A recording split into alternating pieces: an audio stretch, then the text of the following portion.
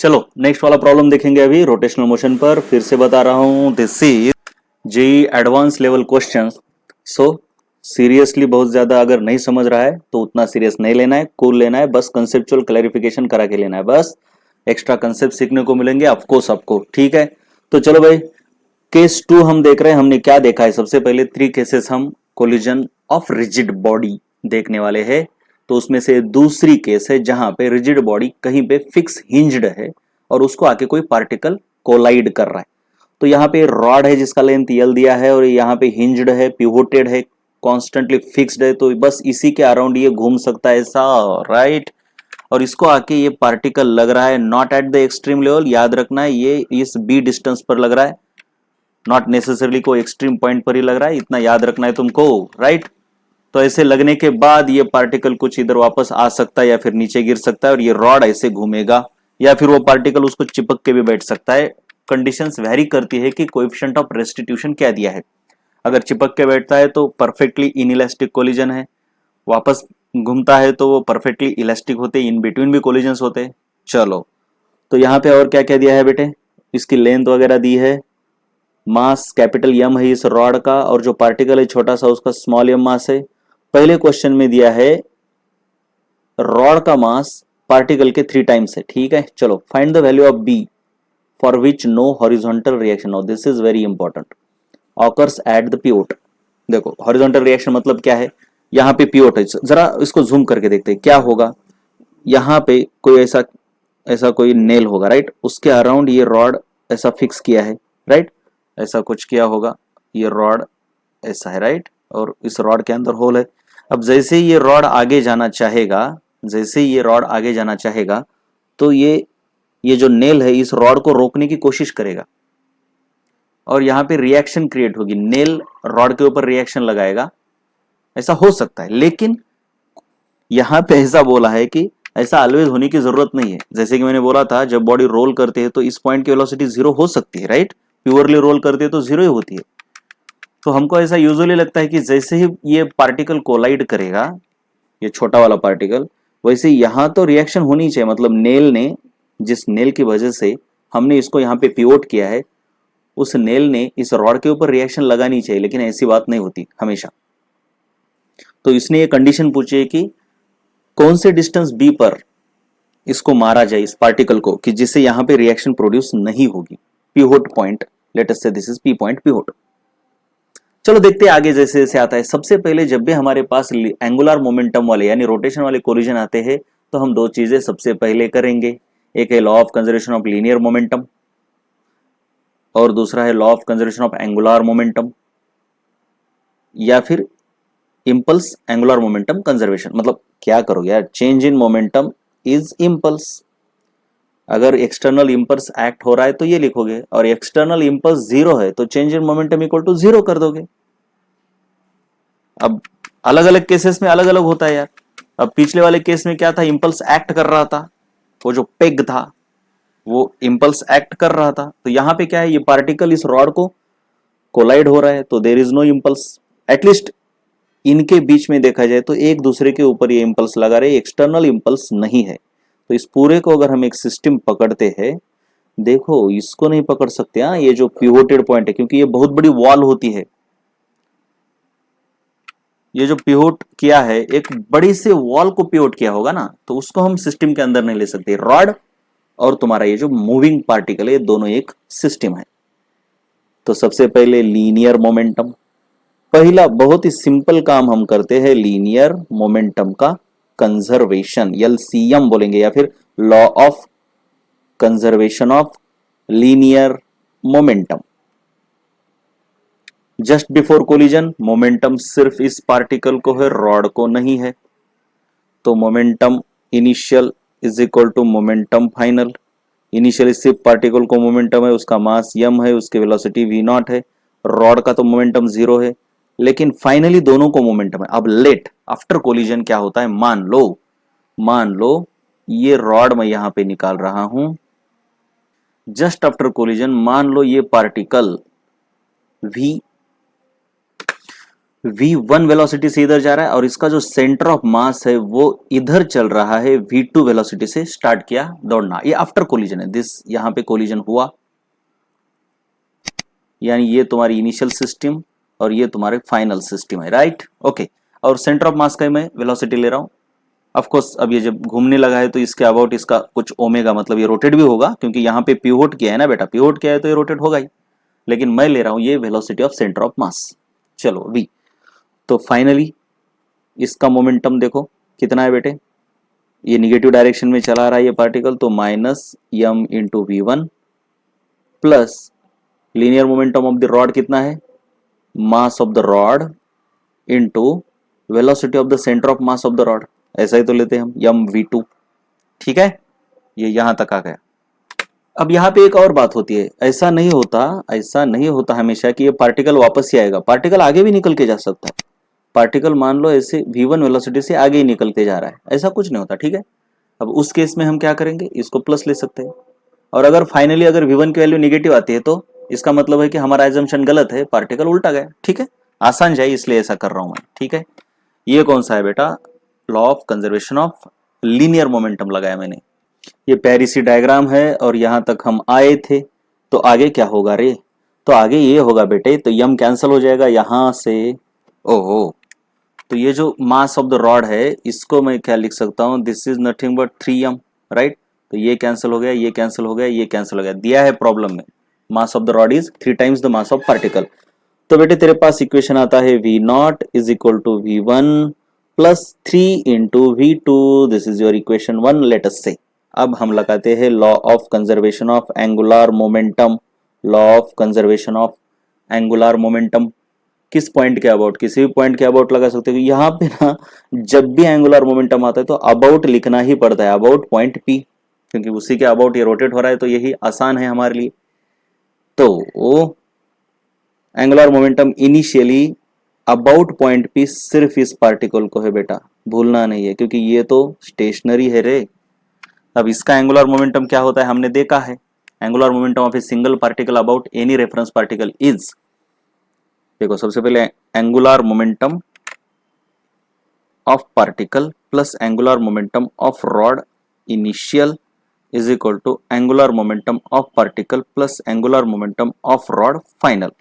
क्यों, क्योंकि ये पूरी सिस्टम कोलिजन के अंडर जा रही है। ठीक है, राइट।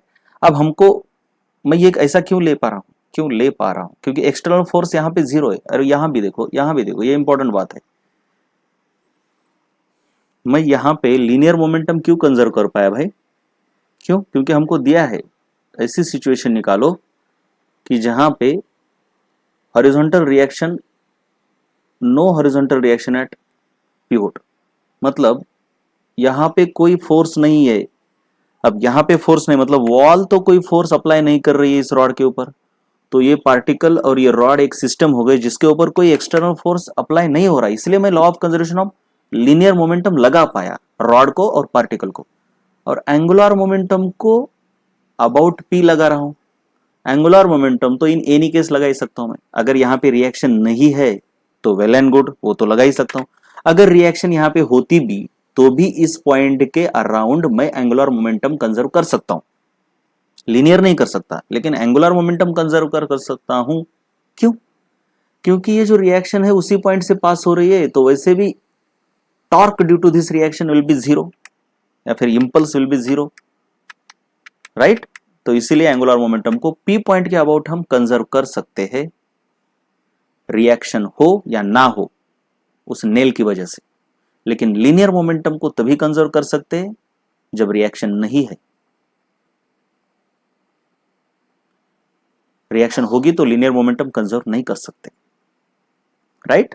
ये बातें आराम से दिमाग के अंदर डालो और आगे देखो, राइट। एंगुलर मोमेंटम को पी पॉइंट के अबाउट कर सकते हैं, लेकिन अदर पॉइंट के अबाउट नहीं कर सकते अगर रिएक्शन होती तो। अब वैसे भी यहाँ पे रिएक्शन दी ही नहीं है ना बेटा, अब रिएक्शन दी नहीं तो हम कर सकते हैं लीनियर मोमेंटम को भी और एंगुलर मोमेंटम को भी कर सकते हैं कंजर्व। लीनियर मोमेंटम को अबाउट पी नहीं करते हम, जस्ट लीनियर मोमेंटम को इन जनरल कंजर्व करते हैं, एंगुलर मोमेंटम को अबाउट पी कंजर्व कर रहे हैं, राइट। अब एंगुलर मोमेंटम ऑफ पार्टिकल, वो क्या होता है बेटा, mass into velocity into r perpendicular, हमने देखा है angular momentum of particle m v r perpendicular होता है, plus angular momentum of rod तो जीरो है ना बेटे। अब angular momentum of particle after the collision, देखो भाई पार्टिकल इधर जा रहा है, फिर से इस पी पॉइंट के अबाउट करना है, ये है लाइन ऑफ वेलोसिटी और ये है तुम्हारा परपेंडिकुलर डिस्टेंस, यहां भी वही है, ये है लाइन ऑफ वेलोसिटी और ये है तुम्हारा perpendicular distance, this is your r perpendicular, right, भूलना नहीं।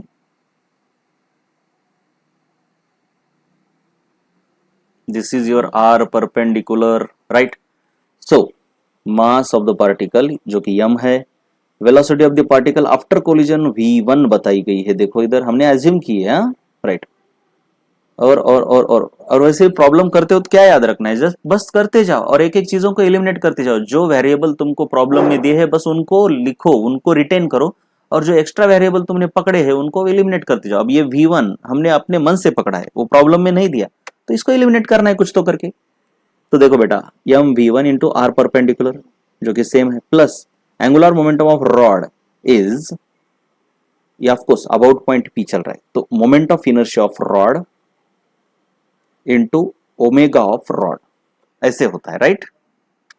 पार्टिकल को भी वही लिखते रहे हम, इसको क्यों नहीं लिखा, moment of inertia into omega ही है ये भी, देख जरा देख, moment of angular momentum of particle को भी हम आई इंटू ओमेगा लिख सकते हैं ना बेटा। क्या है moment of inertia of particle, क्या होगा, about that p point m r perpendicular square, और ओमेगा क्या होगा, velocity upon r perpendicular, right, ये ओमेगा लिखते हैं हम पार्टिकल का, ठीक है। तो ये और ये कैंसिल, तो एम वी आर ही तो हो गया, ठीक है ना। लेकिन रॉड के लिए हम इतना इजीली नहीं लिखेंगे, आई ओमेगा ही लिखेंगे, right.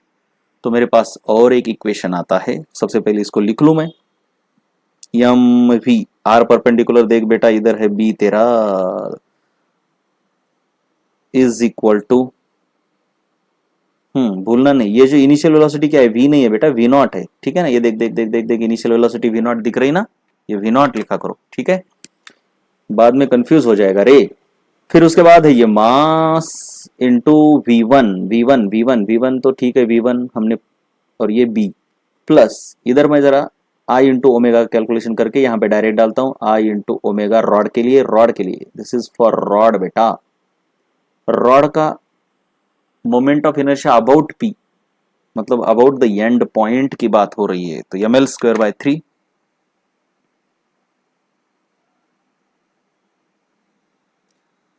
Into omega is equal to, ये यम एक्चुअली 3m है ना, 3 स्मॉल m,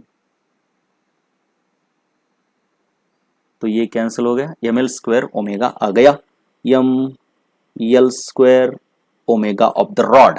चलो ठीक है, अब देखो मेरे को चाहिए क्या, ये इंपॉर्टेंट है, मेरे को बी निकालना है, लेकिन अननोन टर्म्स को एलिमिनेट करना है। मेरे को क्या क्या एलिमिनेट करना है, देखो वी नॉट को एलिमिनेट नहीं करना, क्योंकि वो प्रॉब्लम में दिया है ना बेटा, v naught collides with velocity v naught, किधर गए हो, किधर गए हो रे, हाँ ये देखो यहाँ ये प्रॉब्लम में दिया है, मतलब फिगर में दिया है तो भी चलता है यार, ठीक है। तो उसको एलिमिनेट नहीं करना, जो हमने अपने मन से डाला है उसको एलिमिनेट करते जाओ करते जाओ करते जाओ, ठीक है। इक्वेशन कोई आया है पहले, ये लीनियर मोमेंटम वाला एक इक्वेशन आया है, अब ये होगा तुम्हारा दूसरा, इस यम को पहले हटा दो, तो तुम्हारे पास आता है v naught b is equal to v one b plus l square omega, this is your equation number 2। अब भूलना नहीं, मेरे को एलिमिनेट करना है इस v1 को और इस ओमेगा को, क्योंकि वो दोनों भी प्रॉब्लम में नहीं दिए। तो सबसे पहली बात, मैं अब यहाँ पे कंस्टेंट रिलेशन लगाता हूँ, क्या लगाता हूँ, क्योंकि दिया है नो इम्पल्स या फिर no reaction at pivot, no reaction at pivot, ये बहुत इंपॉर्टेंट है। तो इसका मतलब क्या है, मान लो ये रॉड है तुम्हारा, मैं जरा इसको जूम करता हूँ, बहुत ज्यादा जूम करता हूँ, ये यहाँ पे अंदर नेल है ना, ऐसा बाहर आया स्क्रीन के बाहर, और इसके अराउंड इस रॉड को ऐसा हिंज किया है। अब मैं जरा डिस्टेंस इनके बीच ज्यादा ही दिखा रहा हूं, ठीक है, इस नेल को ये ऐसा रॉड हिंज किया है। अब जैसे ही तुम इस रॉड को इधर धक्का मारोगे पार्टिकल से, वैसे ही इस रॉड के ऊपर का जो पार्टिकल है बी, वो हिंज के इस पार्टिकल को आके टकराना चाहेगा, और जैसे ही टकराएगा रिएक्शन प्रोड्यूस होगी। लेकिन रिएक्शन प्रोड्यूस कब नहीं होगी? जब इसकी वेलोसिटी जीरो रहेगी बी पॉइंट की, क्योंकि वो आगे जाएगा ही नहीं, आगे जाएगा नहीं तो उसको टकराएगा नहीं, क्योंकि नेल तो फिक्स है, नेल की वेलोसिटी जीरो है, तो रिएक्शन नहीं है। इसका मतलब है वेलोसिटी ऑफ द पॉइंट, जो कि ये पी पॉइंट ही है, रॉड के ऊपर का पॉइंट अगर देखा जाए तो मैंने बी बोलने की जरूरत नहीं, पी पॉइंट है, ठीक है ना, मैं जरा जूम करके दिखाया इसलिए। Velocity of point P should be zero just after collision. अगर पी पॉइंट जो कि रॉड के ऊपर है थोड़ा भी मूव करने की कोशिश करेगा आगे रॉड के साथ, तो वो नेल को टकराएगा और नेल से रिएक्शन पाएगा, लेकिन हमको रिएक्शन तो नहीं चाहिए। इसका मतलब velocity of particle P should be zero. लगता है ऐसे कैसे हो सकता है, पार्टिकल तो मूव होगा ही, नेल से टकराना ही चाहिए, लेकिन ऐसा नहीं होता रियलिटी में। अगर आप किसी रॉड को अलग अलग जगह पे मारते हो, ऐसा इधर मारते हो तो अलग सिचुएशन है, इधर मारते हो तो अलग सिचुएशन है, इधर मारते हो तो अलग है, तो एक ऐसी जगह हमको मिलती है कि जहां पे रिएक्शन जीरो हम इनिशियली कर सकते हैं, फाइनल तक नहीं बेटे, just after collision reaction zero होगी। थोड़ी देर के बाद तो रिएक्शन लगेगी ही, वो अलग अलग सिचुएशन है, जस्ट आफ्टर कोलिजन रिएक्शन नहीं होगी। So velocity of particle should be equal to zero. अब हमको ये पता है एब्सोल्यूट वेलोसिटी ऑफ पार्टिकल या फिर एब्सोल्यूट मोमेंटम हो, कुछ भी हो, हमने क्या देखा है, इसको हम ऐसा लिखते हैं, velocity of particle with respect to centre of mass plus velocity of centre of mass. Angular momentum भी, velocity of angular momentum of particle is equal to angular momentum of particle about centre of mass plus angular momentum of centre of mass. ऐसे ये याद ही रखना है, absolute is equal to with respect to centre of mass plus of centre of mass.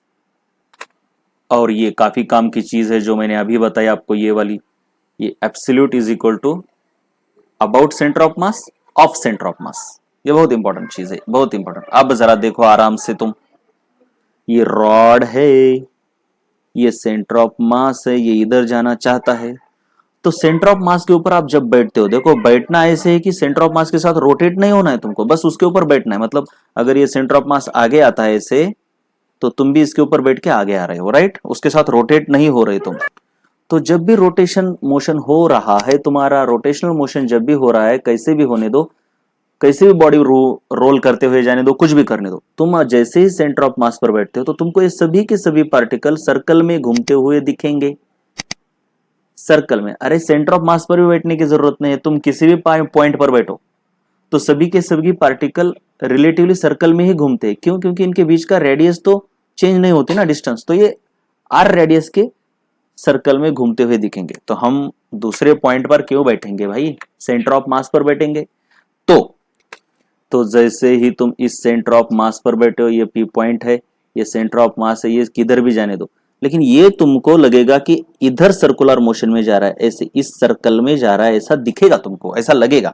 So velocity of the P with respect to centre of mass is r into omega, where r is the radius of this circle। ये है ये, और ये तुमको पूरी length अगर l दी है तो मेरे बच्चे ये r तो तुम्हारा l/2 होगा। तो मैं पहले तो ये ठीक है, चलो यार वेक्टर के फॉर्म में, सबसे पहले देखो अभी वेक्टर के फॉर्म में है, मतलब तुमको जरा आराम से लेना पड़ेगा, बिल्कुल आराम से, यहाँ पे जल्दबाजी नहीं होगी। तो मैं पहले इसको मैग्नीट्यूड में कन्वर्ट करता हूँ। देख बेटा, velocity of p with respect to c, इसका वेक्टर इधर है तो इसको मैं बोलता हूँ -i वेक्टर, और plus velocity of c, absolute velocity of centre of mass magnitude, और इसका डायरेक्शन इधर है यानी +i। समझ में आ रहा है कुछ? ऐसा है। तो ये वेलोसिटी तुम्हारी हो गई -r omega i plus plus plus ये वेलोसिटी, तो वेलोसिटी ऑफ सेंटर ऑफ मास जो कि हमको दी है, मतलब हमने एज्यूम की है, कितनी है बेटे after collision, velocity of centre of मास देखो जरा इधर कितनी है, v2 है, कितनी है, v2 है। सो ये आ गई तुम्हारे वेलोसिटी v2 जो कि इन i डायरेक्शन है, राइट। तो इस तरीके से तुम्हारे पास वेलोसिटी ऑफ पार्टिकल p आ जाती है, और जो कि होनी चाहिए जीरो, याद रखे, ये तो होनी चाहिए जीरो ना बेटे, देखो ये यहाँ पे लिखा है हमने, so this is a null vector, क्योंकि हमको रिएक्शन नहीं चाहिए, नो रिएक्शन के लिए ये कंडीशन है। तो मेरे पास मैग्नीट्यूड के फॉर्म में अगर मैं लेता हूं तो V2 इज इक्वल टू आता है R इंटू ओमेगा, और R की वैल्यू क्या है, L/2 into omega. So this is your at another equation. कितना है भाई, तीसरा इक्वेशन है। चलो भाई, अब इसको डालो इसके अंदर, तो मैं ओमेगा को इलिमिनेट कर सकता हूं। एक एक को इलिमिनेट ही तो करना है ना, एक एक को इलिमिनेट ही तो करना है हमको। तो मेरे पास आ जाता है क्या, देखो जरा, इसको मैं डाल रहा हूं put in equation 2।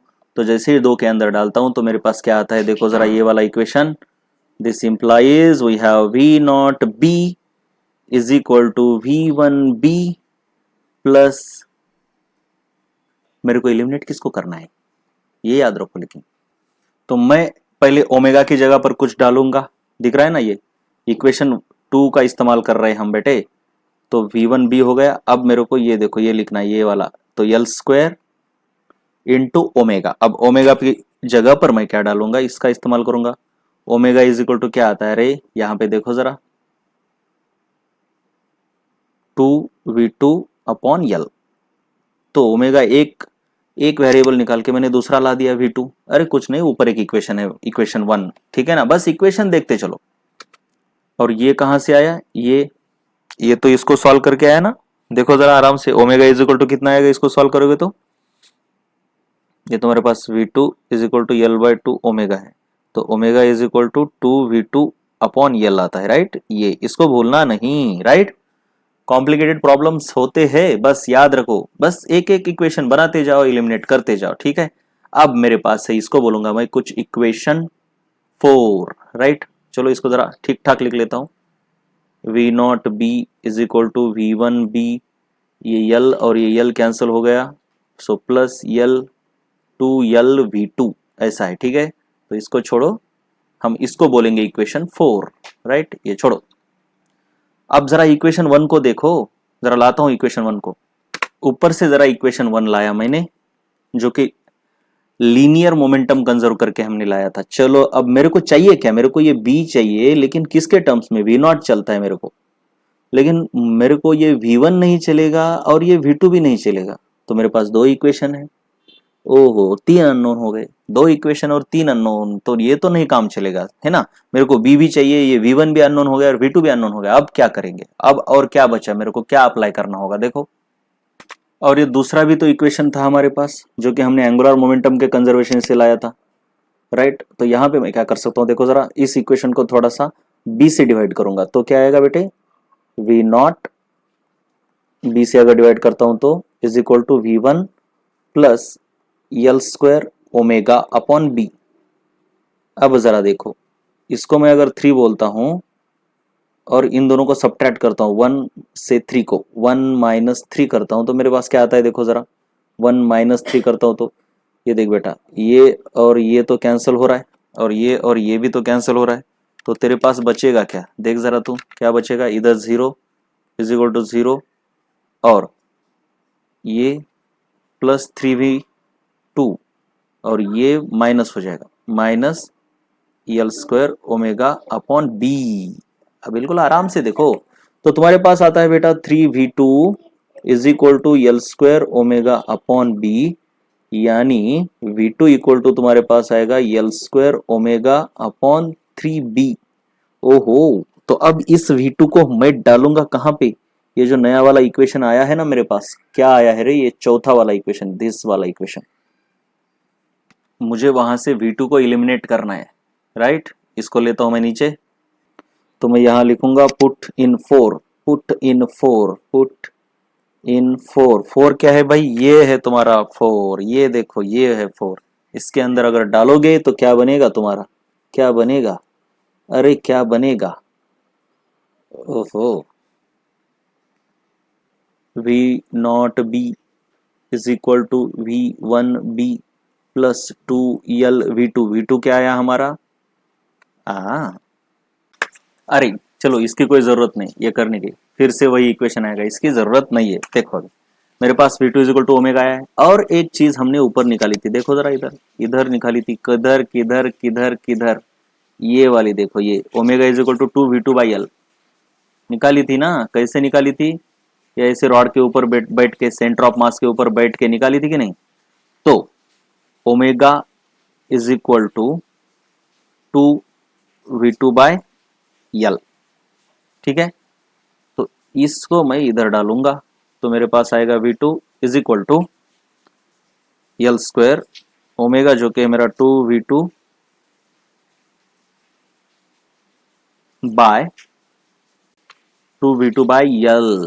L divided by 3B, this is 3B। अब आएगा मजा, ये कैंसल, ये कैंसल, तो 1 is equal to L square, ये L और L कैंसल, तो 2 बचा 2L upon 3B। Oh my God, देखो बेटे, तो B इक्वल टू आता है तुम्हारा 2/3L।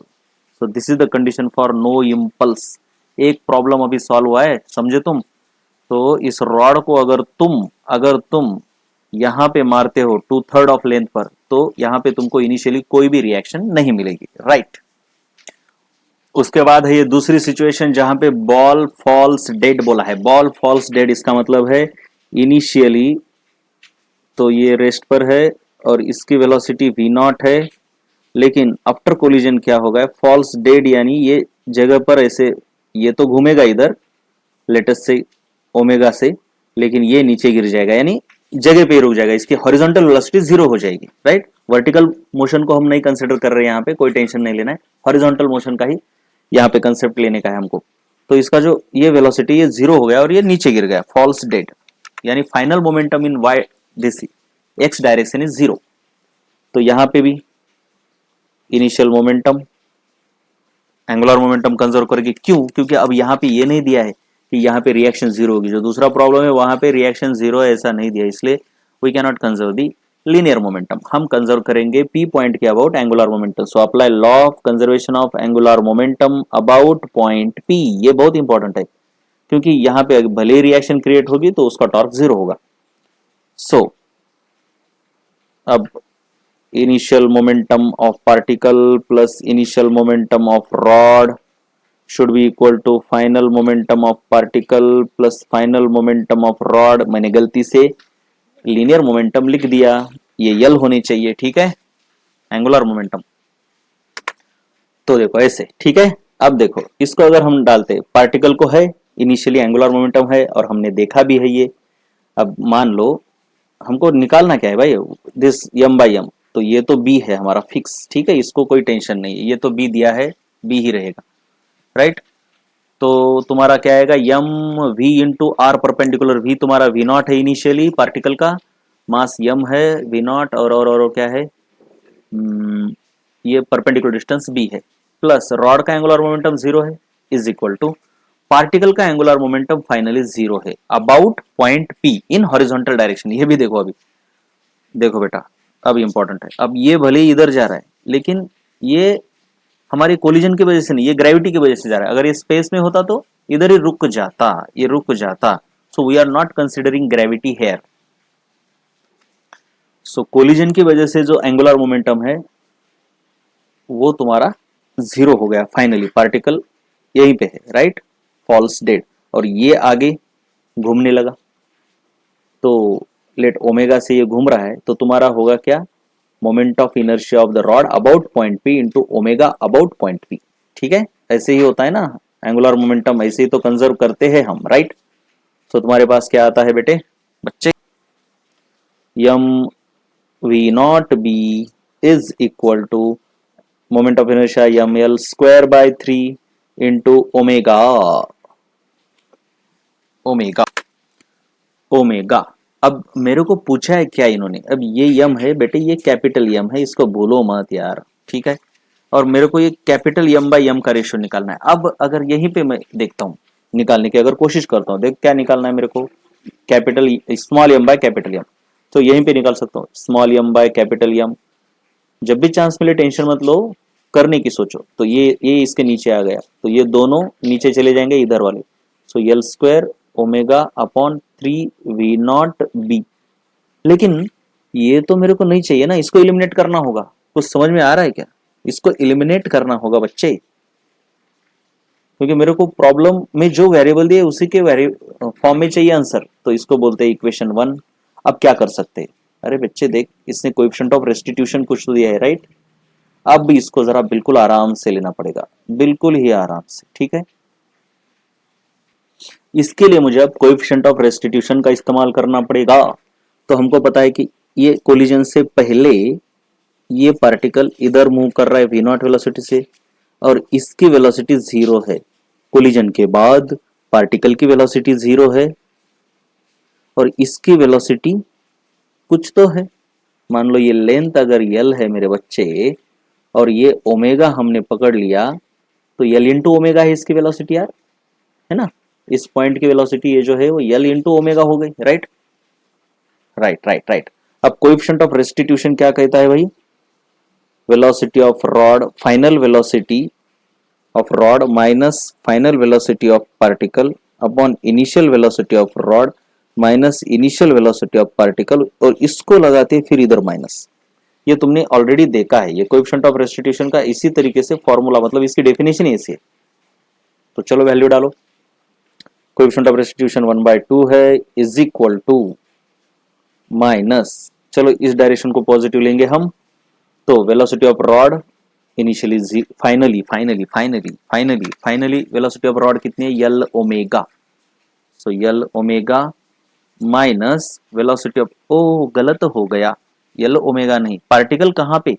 ये ना कोएफिशिएंट ऑफ रेस्टिट्यूशन कहाँ लगाने की चीज है? जहां पार्टिकल कोलाइड कर रहा है। पार्टिकल कोलाइड यहाँ पे कर रहा है, जिसका डिस्टेंस ये यल नहीं है, ये तो पूरा रॉड का यल है, राइट? लेकिन यहां से यहां तक जो है वो बी है ना, दिया है ना, ये जो पार्टिकल यहाँ पे कोलाइड कर रहा है, एक्सट्रीम पॉइंट पे नहीं कोलाइड कर रहा, तो ये डिस्टेंस तुमको बी दिया है, तो ये मेरा बी ओमेगा हो जाएगा, बी ओमेगा। हाँ ठीक है, इतना जरा समझ लो, यहाँ पे पार्टिकल कोलाइड कर रहा है, एक्सट्रीम पे नहीं। एक्सट्रीम पे करता तो, और मेरे को इस एक्सट्रीम पॉइंट का वेलोसिटी लेना होता, तो मैं क्या लेता? यल ओमेगा। लेकिन मुझे अब इस पॉइंट की वेलोसिटी लेनी होगी, क्योंकि पार्टिकल यहाँ कोलाइड कर रहा है, तो जहां पे पॉइंट ऑफ कोलिजन है उनकी रिलेटिव वेलोसिटी लेनी पड़ती है कोएफिशिएंट ऑफ रेस्टिट्यूशन में। So velocity of this rod at the point of collision is b omega, velocity of particle is 0, उसके बाद initial velocity of rod is 0 minus initial velocity of particle is v naught. तो तुम्हारे पास finally ये क्या बन जाता है? 1/2 is equal to b omega upon v naught. क्या है? अब इससे ओमेगा बनेगा मेरा, ओमेगा इज इक्वल टू क्या बनेगा भाई? V naught by 2b। अब इसको डालो यहाँ पे, पुट इन 1, तो मेरे पास क्या आएगा? देखो देखो देखो बच्चों, M upon M is equal to L square omega. Omega क्या लाया हमने? V naught by 2b divided by 3v naught b। अरे ये v नॉट तो कैंसिल हो रहा है, ये b नहीं हो रहा कैंसिल, कुछ भी कैंसिल मत करो। L square upon 6 into b square, this is your m by m. So finally this is your answer. बात खत्म। ओके चलो, राइट, दोनों आंसर आ गए।